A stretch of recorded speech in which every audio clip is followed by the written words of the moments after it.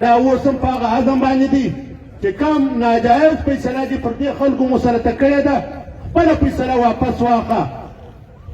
که په هر څو وخت باندې پر دې خلکو تېرېږي دا خلک به د خپلې فیصلې د خپل مطالبې څخه پر شا تلونکي نه دي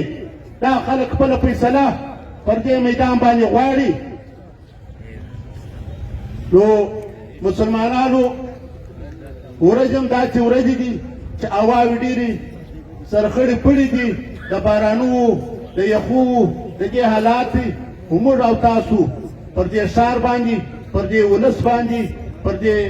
خلکو باندې دا غږ کوو چې تاسو د دې مبارزې څخه مه پر شا کېږئ تاسو د دې پرلط د کامیابۍ دپاره خپلې هلې ځلې نورې ګړندۍ کړي چې په بل ځای کې ناسته کوم د هغه پر ځای باندې نن زما او ستا لپاره